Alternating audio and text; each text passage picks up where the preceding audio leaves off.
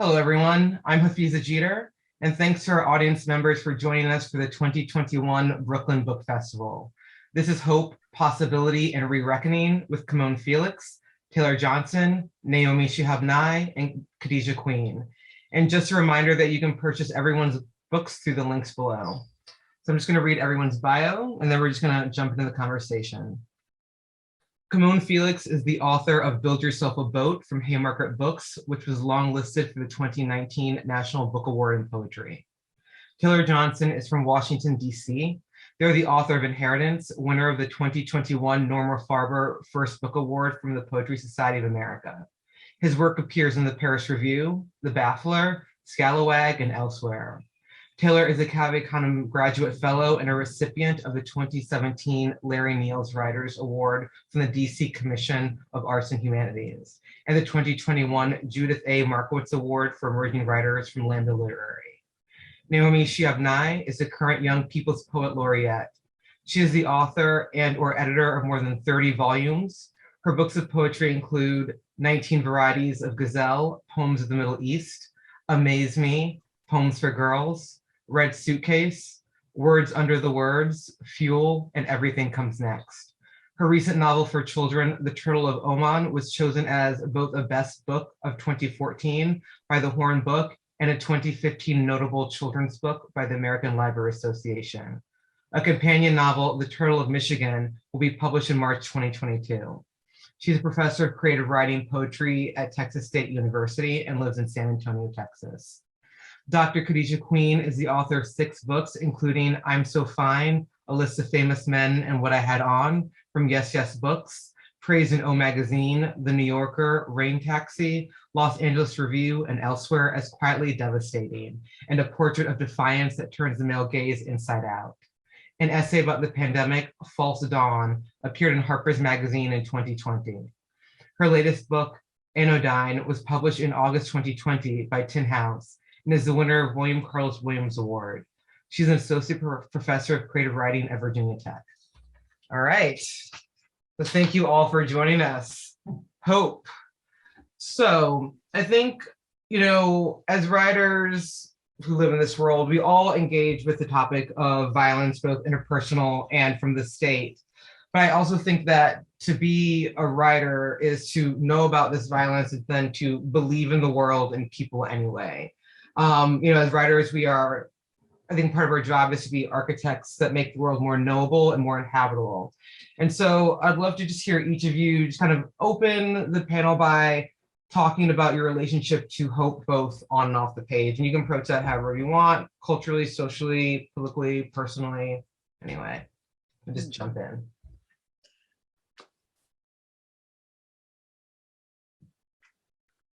Everyone come off mute. We will never survive on mute. Yeah, there we go. Taylor, kick us off.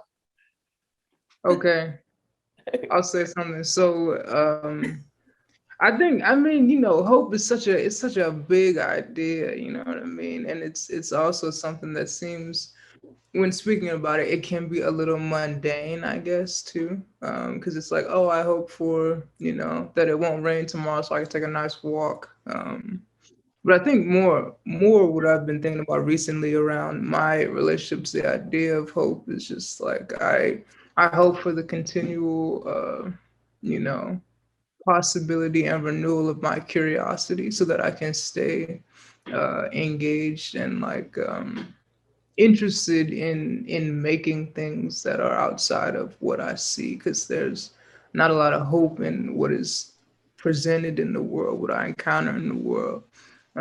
So I think I hope for my curiosity to be extended and to be, renewed every day, that I can find beauty and love in what I'm doing and what approaches me.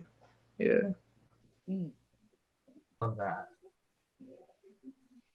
That's gorgeous. And I think what you said about choosing hope where we can, like what we have control over, what we can process instead of what is imposed upon us, is extremely important. Because if we put that focus externally, then we not gonna make it. because the bombardment is too heavy. So if we turn that inward and then give outwardly, then perhaps that hope can expand in a way that affects our communities, ourselves, our world in an impactful way.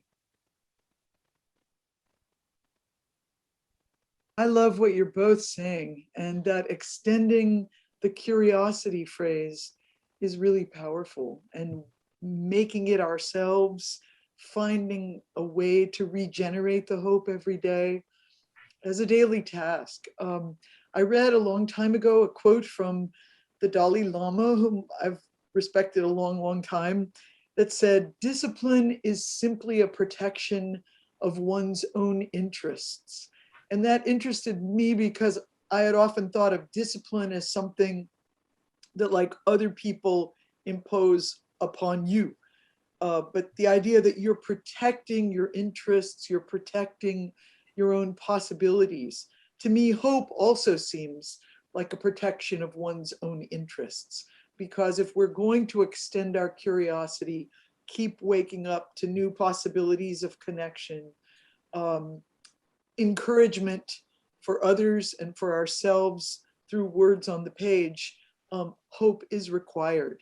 So ever since childhood, when I went to the page, I just tried to think of it as this clean new day, a place where you made the voices, you made the scene, you made the path, you made the journey. And of course, all the things you had experienced touched it, but still you had that little power to create the hope every day. Yeah, I love that. Like in what you were saying about the Dalai Lama, makes me think of Miriam Kaba, who the activist and abolitionist. She says hope is a discipline, just like the same ways that all the other things that you're talking about. And so I'd love to hear like everyone just kind of talk about like how you interpret that. Like how do you maintain your hope discipline as writers, like not just in like what you give out, but then to also keep that hope while you are writing some of this stuff that you're working through? Yeah.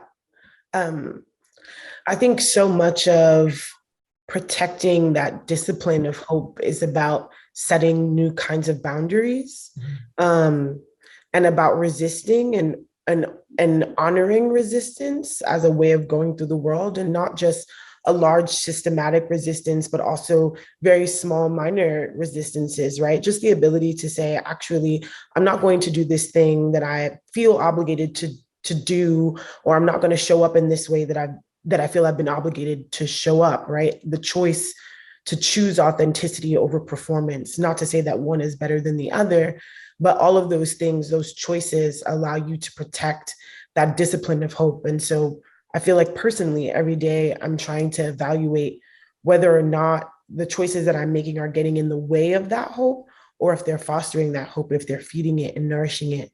And I think part of what getting older is too, is leaning into that hope, and thus being more intentional about saying no, even to the things that scare you, right? Just like leaving a job, saying like, I may need these resources, but they are sucking away from the other resources that I need to feed my hope. And thus it's a worthwhile trade. And it's very scary work, but I think it's useful in the end.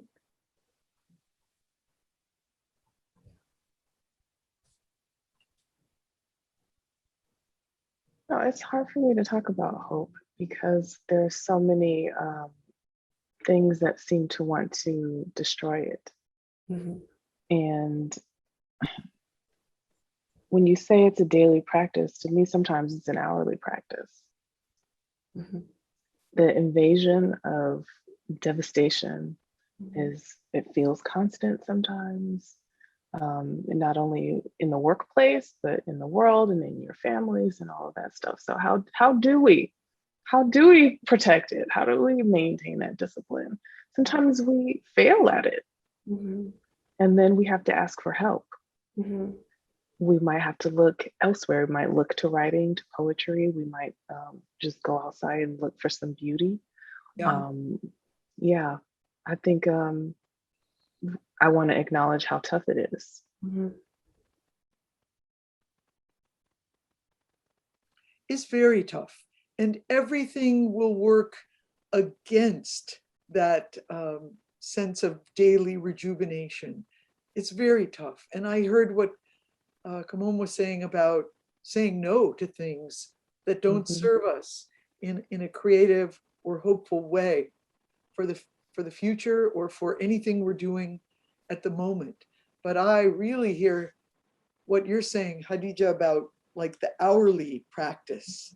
It is a continual reminder experience, and knowing too, if we're writers, we've all seen how the language surprises us, how we're taken places we didn't know we were going to go. And I think of hope in that way too. Sometimes what you just said, go be with some beauty, and you don't even know where it's going to take you. You have no idea what next thought you might have, but generally it may take you somewhere better than just sitting steeped in all that bombards us in a negative way, a hard way. That's right.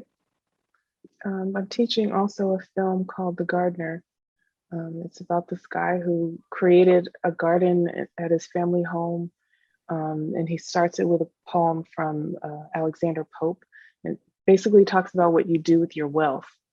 And his process, part of it is letting what's there dictate how he proceeds, and not necessarily like having some kind of plan, but also paying attention and listening and being present and recognizing the materials and what they're capable of. So I think just getting down into that focused state where both your intellect and your intuition are activated, as Taylor was saying about curiosity and extending that, I think that's part of that discipline of hope. I think some of that too is, or at least for me, it's a practice of like forgiveness of like minor, perceived blockages within myself or within, whatever prevents me from even approaching my language, you know what I mean? So there's like hope in the next second that I can forgive myself to be like, okay, I can actually approach this sentence or this word in this way and not feel, unhopeful in the potential of my language, even if in the moment it's not seen or it's not evident. Yeah. Yeah, and I want to return to what something Camonghne said earlier about like this idea of like feeding one's hope, because it's something we think that we have to protect hope, but to do all these things with it, but then also hope needs its own attention, which I think is something that like we kind of never talk about hope in that way. And so I'd love you guys can just like speak more about like Camonghne's comment about like feeding one's hope. What do you feed it? You gotta feed yourself first. You gotta eat, you gotta sleep, like treat yourself like a baby when you feel unhopeful. I feel like I interrupted somebody, but that feels to me like baseline. That's total baseline. And reading things you love, reading each other's works. Like I want to get off this and read all your books, just read them, and just feel the continued sense of voice and story and how we stay together, what gives us energy. Yeah. Consume. I think everything that you're saying, Taylor and Khadijah and Naomi, I think there's this theme of eating and being fed, which also just comes down to consumption, right? I think that so much of what capitalism teaches us in awful ways is that like that we live to consume. And I actually don't think that that's false. I just think that capitalism skews that and makes you think that consumption has to be material or that it has to be fungible, right? But I think that kind of nourishment that actually allows hope to thrive, it does rely on consumption, reading the people around you who you would never have read, talking to people who you don't think that you have anything in common with, watching films, analyzing them, just people watching, eating new foods. I try to center the idea of experience and play, right? Like just being okay to play and be playful and live a playful life. I think that can nourish hope. Actually, Taylor and I just a couple of weeks ago, took this really, really long walk through an outdoor garden. Taylor can talk a little bit more about it. They know the history of it much better, but it was just incredible to spend 3 hours, maybe more, in nature, just walking around. It was incredibly playful, hopping over stones and walking on planks. And since then, I think I've written like 8 poems after a year of just feeling really limited and stifled. And I'm not saying that that's the inherent connection, but there's something around play and opening myself up to play that has been generative. Yeah, I'm so glad, Camonghne, like that makes me feel so good that you've been able to write from that. Because it was, that experience for me it was a sculpture and architectural garden that we went to that also has a museum. But I think that the hopefulness in that experience for me was the unexpectedness of it. You know what I mean? Like coming upon that large sculpture that was made out of flowers that would change, you know what I mean, based upon what was blooming at the moment. Just the hope in the artist's vision to know, okay, someone's going to approach us from this certain angle and the sun is going to hit it such a way that, this certain purple pops out, you know what I mean? And at another time of the day, it might be this yellow that you see. That there's hope in like that kind of vision and that we can all approach it in that way and be renewed essentially just from that gift of, the unexpected nature of the collaboration of nature and, the human eye in that way. Yeah, I was reading Midwinter Day yesterday by Bernadette Mayer, and I really found a renewed sense of hope in the dailiness of ritual. And I feel like in the past month, I've been relearning how to establish my daily rituals in order to get myself, retoggled into my language. And reading her words, particularly yesterday really helped me, find the beauty in the, mundanity of just like making myself coffee, making lunch, taking a walk, just all the things that can excite me in that routine. And then also the way that myself kind of falls away in that and I'm able to open up into imagination in this other sense. I think there's hopefulness in that nurturing, honestly. Yeah. Yeah, it's almost an appreciation of what we can do and what we can have instead of focusing on the lack or the absence, in which we can enlarge what we do have and find beauty in that and nurturing in that. I love that. Love that poem too. Midwinter Days. Yes. One of those books I think everybody should read. I know we shouldn't say should. We can say should about that. Yeah. Some things we can definitely say should about, though, when it comes to reading and books. Yeah. Some things just have to be read. Yeah, I think that, for like for this panel, I'm saying I want to talk about hope, and this is one of the easiest panels to populate. I'm just like, I immediately know who to put on this because so much of y'all's work engages with hope in such interesting and different ways to also show like how complicated it is and that like hope is hard as shit. People act like it's just this woo-woo thing that like you do, but it's actually really, really complex. There's some philosophers who believe that like hope is necessary for political action, and we can really see that now. And that this idea in philosophy that like hope is also a belief in this not yet, this belief that like what we have now, that like the present cannot predict the future, because every like somebody is always getting free, which means you can't predict, right? The fact that Black people are free, who would have predicted that back then, And so one must have hope and kind of maintain that. And so I think that in order for hope to really function, I think we often don't talk enough about like how hope is a community. It's something you share and do together with the community. It is how a community organizes. And so with that is inheritance. So like, as a Black person, it's easy for me to just see how hope is something that like is a thread that we inherit. And so I'd love if you guys talked about just like the relationship between either hope and inheritance or like hope and memory, whichever way you want to dive in. Mm.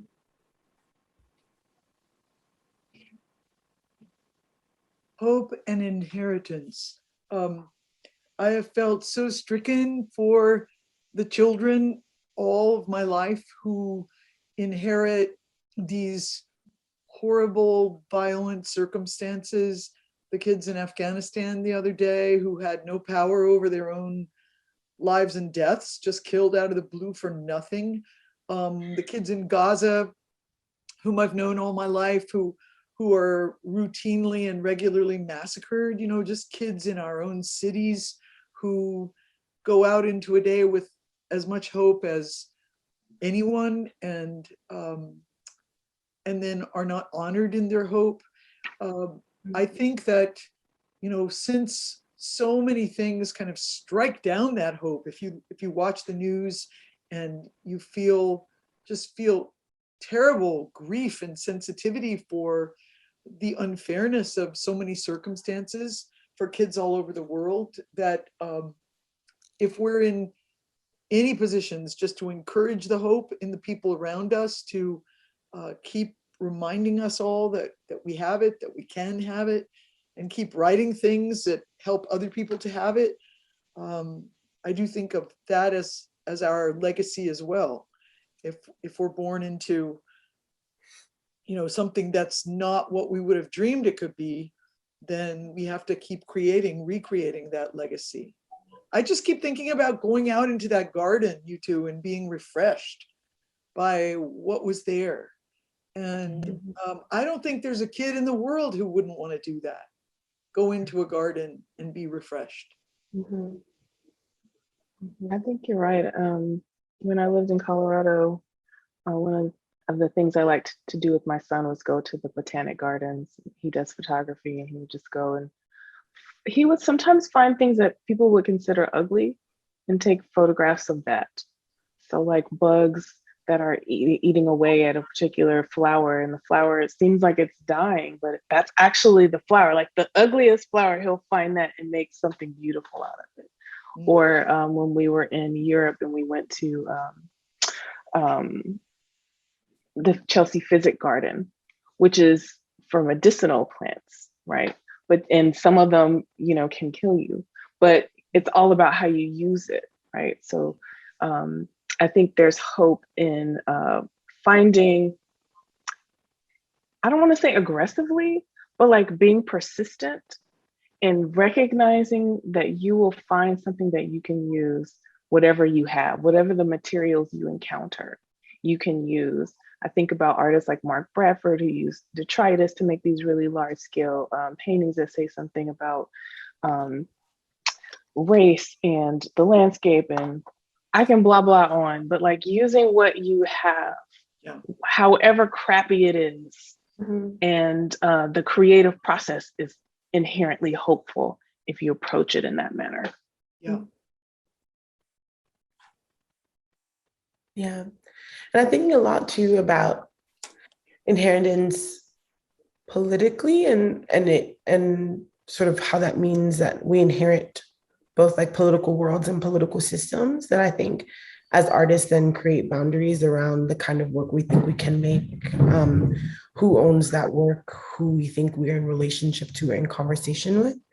And I think so much of honoring inheritance is believing that you can leave behind what actually doesn't fit the new world you're trying to imagine, right? Which is similar to what abolition is, the kind of conversation that abolition is trying to have, right? Is that like, we do inherit the world, ultimately, the next generation, but it doesn't have to be the world that exists right now or today, which means that the work that I'm making doesn't have to exist within the boundaries or the confines of the world that exists today. Like maybe I can make work that exists in the confines of the world that I want to imagine and the world that exists in the future.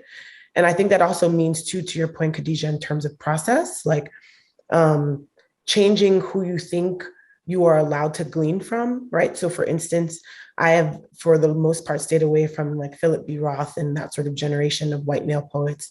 And then the other morning, I read one of his short stories. I think it was called The Conversion of the Jews.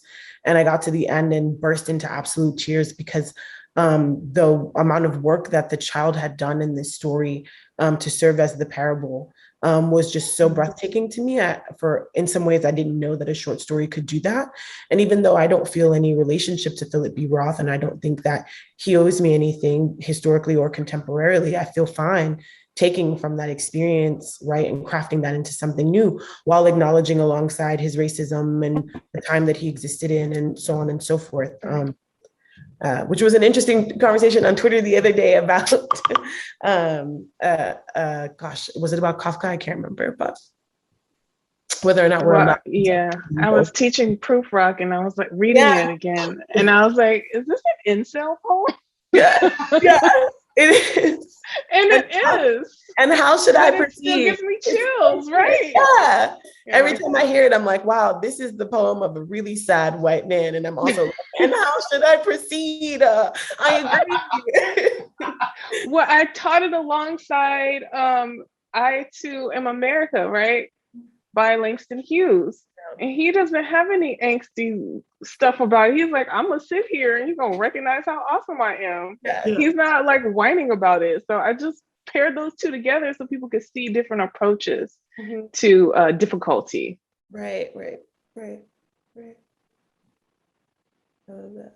I think your classes sound wonderful. I wish we were all in your class. Yeah. I feel like I'm talking about teaching too much, but I'm in the middle of it, so we would all be lucky to be everywhere. Could I read the tiniest poem? Oh yes, please. Okay, it's called Window. Hope makes itself every day, springs up from the tiniest places. No one gives it to us. We just notice it. Quiet in the small moment. The 2-year-old kissing the window, he said, because someone he loved was out there. And that sense that everything that we love, the plant, the bug eating the plant, Langston's incredible spirit, all these things that we love are out there. And so we keep kissing the window, even though all those other things are out there too. Yeah. I love that. That's beautiful. Thank you. Beautiful. Yeah. And I think in a lot of ways there's so much about making, and that idea of kissing the window is like you need this certain kind of approach and intimacy in order to continue, you know what I mean? And it seems like the child might not see the person they love, but knowing that they're there. Right. It's that gift, you know what I mean? Of like, you know, I'm gonna offer you this language, and I don't know if you'll listen, but it's there for you, you know? Yeah. And it's almost like that. I think it's Merleau-Ponty who talks about perception, the phenomenology of perception, and how, like, you know, you are enacted upon by the world, but you're also enacting upon the world. So you're pushing and being pushed at the same time. And I think in a lot of ways, art is like that. You know what I mean? We have this thing to give out, like we're, you know, reaching for a handshake and hoping that the hand will extend toward us. That hope is, I guess, in between those two touches, you know. Yeah. Beautiful. Yeah, I love that. Thank you. That window is that barrier between, but you're kissing it anyway because you know that somehow that energy is gonna radiate out. Yeah, and I love how it. Sorry, go ahead. Well, I was just gonna say, isn't it Paul Celan who says like a poem is like a handshake? I feel like that's where I just got that. That is him. Yes. Yeah. I don't want to leave that out. Yeah. Yeah, I love how that poem speaks to hope is also like a form of recognition, not necessarily seeing oneself, but like recognizing oneself as loved and as recognizing something that is loved on the other side. And I feel like, you know, I think that's what all of you guys are capturing so well in your poems. Like, for example, come on, like, and Imagine My Sister, the Astronaut, when you're about to will purposely your underwear, and that moment you stop, you know, or like the way you engage in beauty in Trap Queen, or Taylor, I think the entire opening of your book essentially like just fills with hope, especially the way you deal like your engagement with like nature and the natural world. And you know, Khadijah, your opening poem, you say like like the opening poem, in the event of the apocalypse, be ready to die. The very first thing you do is ask us to remember galleries, gardens, herbaria. You like using those words I can't pronounce. And Naomi, like the famous gate 4, you know, A4, which if hopefully everyone in the world has read that poem, but I mean, for those who don't know, I mean, it's one of the most amazing poems. This grandmother is walking through on her way to medical treatment. She can't find her gate. They announce, like, does anyone speak Arabic? And then, you know, in times like these, like the poem says, like, you never know. She goes to the gate, and where the grandmother, like, she calls her father. They call some Palestinian poets she knows. Like, the grandmother gives everyone mamul cookies. Everyone accepts it, you know. In this moment, like, who's accepting like food from a stranger, you know? And the way it just kind of like opens up like this common circumstance of being there in the poem, and this can still happen anywhere. Not everything is lost, you know? And I love that so much because, you know, that is a statement. This can happen anywhere, it can apply to anything, and we never apply it to hope, to love, you know, and the way that like opens up this possibility of, you know, the airports where so many different types of people are, but where it is especially dangerous for specific types of people, you know, and that barrier that is, I think that is just like expanded and crossed and erased while still being like honored. And so I'm thinking just like in terms of like your actual poems in your books, I'm wondering if you guys can just like talk about like the process of writing a poem that like that they take someone to an opening. Mm-hmm. Mm-hmm. Yeah. Automatically, I'm thinking a lot about the function of questions, right? And like not just questions, but also the function of the question mark, right? Which ultimately can turn anything into an opening, right? If you put a question mark where a period should be, if you put a question mark next to a statement, then the statement is open and becomes a question. If you put a question mark next to anything that has been codified or formalized, it's no longer formalized or codified, it's open again. And I think questions function that way in society and in our communities, right? Even again, going back to abolition, inherently, I always do, when you're talking about abolition, especially in a workshop space, you start by asking people questions about the kind of world that they live in and the kind of world they think they should live in. And you can't really get people to think about abolition unless you start with questions, because if you start with assertions, then you've already lost that sense of possibility and imagination. And that's where poems come in. So I guess one poem that I think of immediately is a poem I wrote last year. I think it's called Do I Believe in Borders? Or maybe it's Will I Believe in Borders? And I obviously have an answer, right? But I think what was so interesting, or what I was trying to do with that question, was to turn the opening back on the reader, right? Instead of you locating yourself within my choices, I want you to like locate yourself within the question. What can you imagine I might say, I might think or feel based on what you already know or what you don't? And then tell me how you feel when we get to the end, right? Yeah. I love that. That is such a gorgeous poem you wrote, by the way. Thank you. Yeah. Yeah, I love that poem.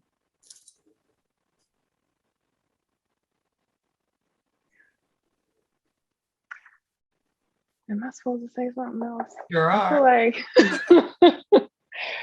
I wrote that poem in the event of an apocalypse, be ready to die, in one sitting after the 2016 election. Mhm.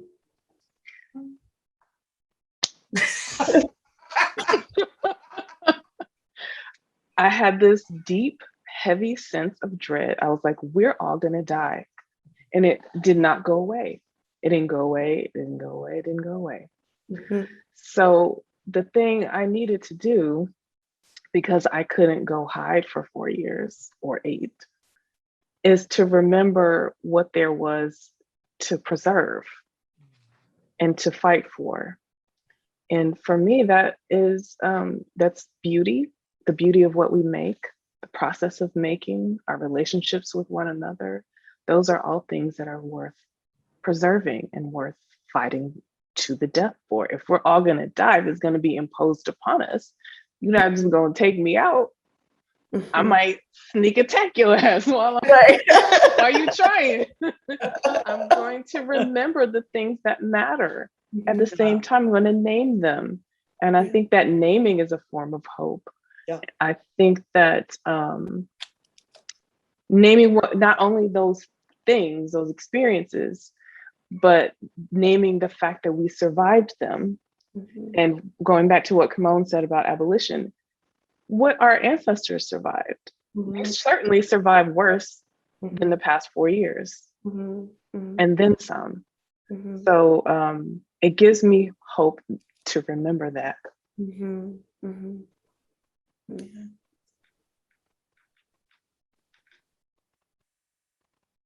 I think you were talking about the first poem in my book. That's what you mentioned. Yeah, I mean, I'm talking about Pennsylvania Avenue. I'm talking about the Lincoln Town Car. Yeah. I mean, like the whole thing, Taylor. Yeah.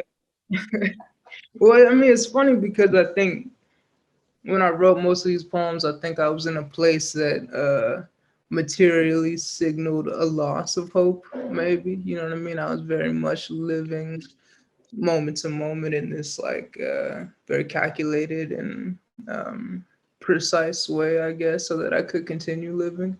And I think, especially in the first poem, maybe I remember I wrote it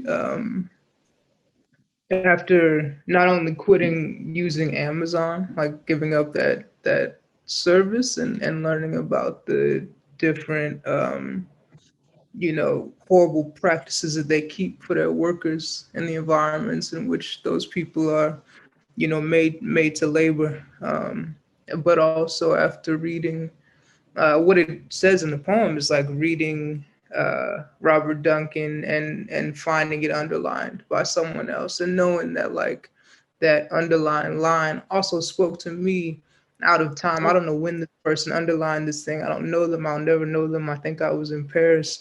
And knowing that like someone else in the world is holding the beauty and the hope, honestly, in that line, that I can hold it to and feel also moved. I think that that's what I was trying to go for, and where maybe the sense of hope and the movement of hope in the following poems kind of comes from that idea of like trying to sit with someone and be moved alongside them. Can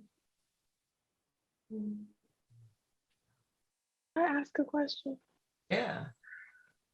I just wonder what y'all think about the role of anger and hope. I mean, Taylor, you're talking about the folks who work at Amazon, and Naomi, you're talking about the children and what they're suffering around the world and in our own communities and sometimes in our own families, right? And Camonghne, you had to get up and go get us some water.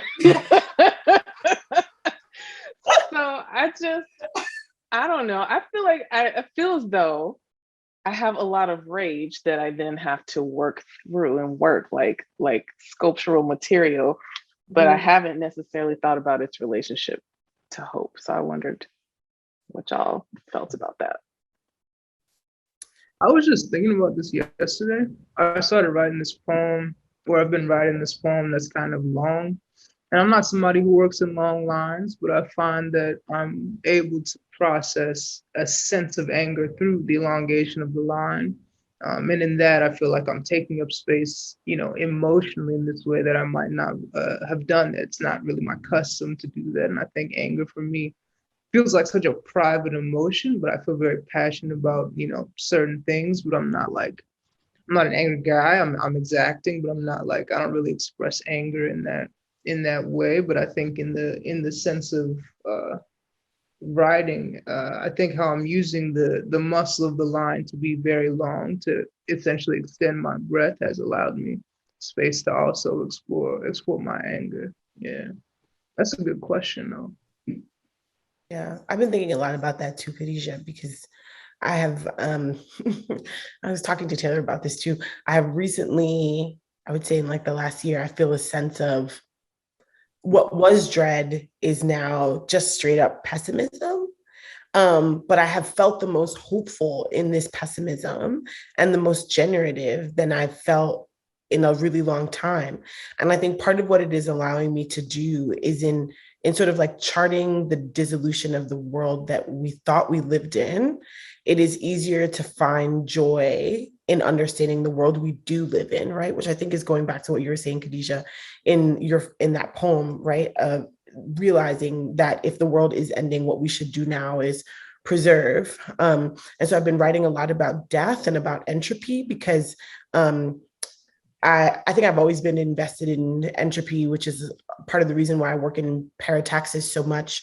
The idea that like the word and the conjunction can stop so short because life can end so quickly, and that you have to get everything in as quickly as you can, but also you have to be okay with things falling apart and with things breaking. And I've been writing poems that have felt more fractured and that have felt more broken by just focusing on entropy, focusing on how things die. And that's felt more exciting to me, frankly, than trying to think about how we live. And I'm sure I'll get back to that at some point. That's our lives, our life work, right? Is to like figure out how we live and how we help other people live, I guess, or create environments where living is better and more sustainable. But right now, I don't think that the world is continuing. I don't think that there is a continuing. I think that there is a cataloging of right now that has to happen. So I'm doing that. And I think that happens by understanding death and that things end, and coming to terms with endings and finality and not being so afraid of the idea that it can no longer continue. I don't know. Wow. I think anger sometimes sweeps the room, and then you have the questioning that Camonghne was talking about so beautifully. The way you described that was really profound, how the question opens up the assertion, the question changes everything. And sometimes the great anger seems to sweep the room, and then the questions come back. So what do we do? How do we continue? If it's a brief time we have, what do we do in it? In a way, we need that anger to make the space for the hope to refresh and come back. Yeah, I'll just jump in and say that, I mean, I agree with everything everyone's saying, and I find that anger and hope to be like kind of like when it's done together in the right way, to be the best bedfellows. Like I think of like the Black Lives Matter movement, like, you know, you think about during the 60s, people were wearing their Sunday best to protest. And now with the anger of this movement, people are coming in like high heel glass slippers, they're coming from work, they're coming from all aspects, because to say to someone now, don't be angry, is just like wild to me, you know? And to think about how from the beginning of the movement, we went from hands up, don't shoot, to fuck these racist ass police, you know? And one just feels better set together, you know? Because it feels more honest, you know, and like a truer response to this moment. And like, there's this video of Angela Davis I loved as a kid, in which a reporter asks her, like, what do you think about violence? And she's just like, are you joking me? You know, like this time when, you know, Black people are just being just tortured and stalked by the state, and she just can't even believe that this white reporter would ask her about what she thinks about violence when the state has a monopoly on it.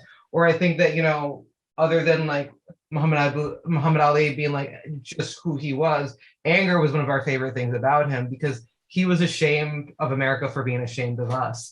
And so I think that like that anger is just to bring you back to like, this is the truth, and that sensibility. Like sometimes hope can just be like knowing a true thing together, even if the world pushes against you. And so I think that can be hopeful.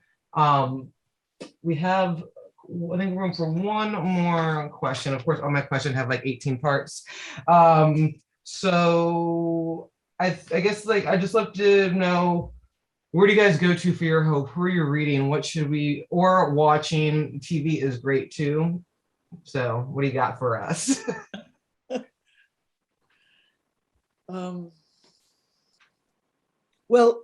I've been reading a lot of pieces about dying, speaking of continuance and so forth, because I'm caring for my mother who's 94 and unwell. And reading a book like by Atul Gawande, Being Mortal, sort of changes your whole feeling about any life that we have left, however long it may be. And so I've been reading a lot of things on the topic of dying and hospice and living. And I've also been reading a lot of multicultural poets from the UK, and that is very inspiring to me, because I don't know any of them personally, and just hearing all these powerful voices and identities mixing and finding their ways is very helpful.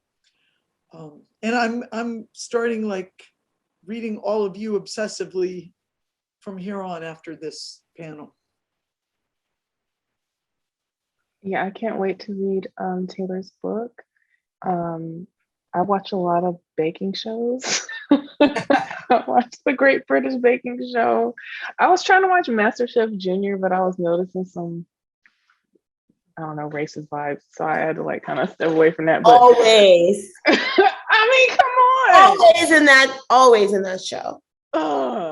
But Great British Baking Show, thumbs up. And I just read Names for Light. It's a memoir by Thierry Myojaomin. And it's, I don't know, I have it right here, but it's beautiful. It's almost like a poem, but it's a memoir. And it's tracing memory through place and a construction of a self through past selves and family. And I just think it's gorgeous. Could you say the name and the author again? Yeah, I'll put it in the chat. It's Names for Light. And the author's name is Thierry Myojaomin.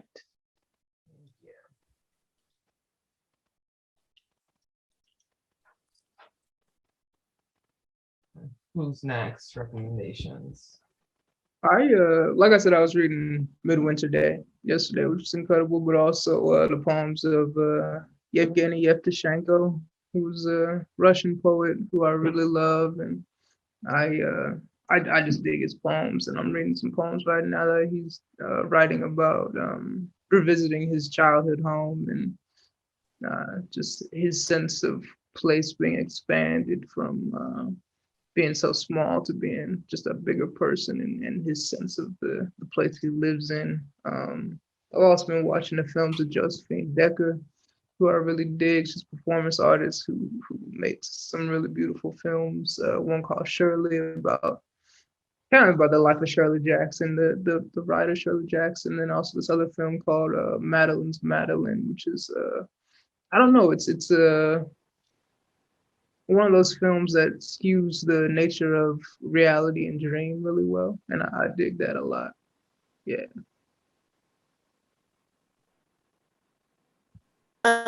So I have been watching and rewatching this Japanese film called Tampopo, which I don't know if any of you have seen. It's incredible. I'm really into meta narratives just because I think they're weird and weird mind fucks that happen more poetically than I think some of the mind fuck movies that people have tried to make in the last 10 years, like Bourne's Identity or any of those. And it's just a really fascinating exploration of what it means to be delicate, of how we preserve delicacy, and the way that violence and delicacy live next to each other and sort of have a bilateral conversation in the world. So I'm obsessed with that movie and I watch it over and over again. If you can't watch the whole movie, if there's one scene you should watch, there's a scene, it's kind of weird and sexual, where they one of the main characters is exchanging an egg yolk with their girlfriend. And then finally it breaks, but it's very interesting. I've also been reading the poems of Margaret Walker, specifically her This Is My Country collection, which she has a way of writing that is incredible. It's very biblical, and in some ways even gospel-like. And it's been interesting to think of her poems as like a conversation with the pulpit, which has been fun. And also I'm really into Mahmoud Darwish, who's a Palestinian poet that I've been reading for a long time. And I'm really into forever, forever. And I just keep going back to Unfortunately It Was Paradise, which I think has a lot to do with the space that I was talking about earlier that I'm in, of like feeling very pessimistic, but finding beauty in the idea of things ending. And I think Unfortunately It Was Paradise is one of those books where like you can see his paradise being perverted, but him holding on to this love of it prior to perversion, post-perversion, all of that.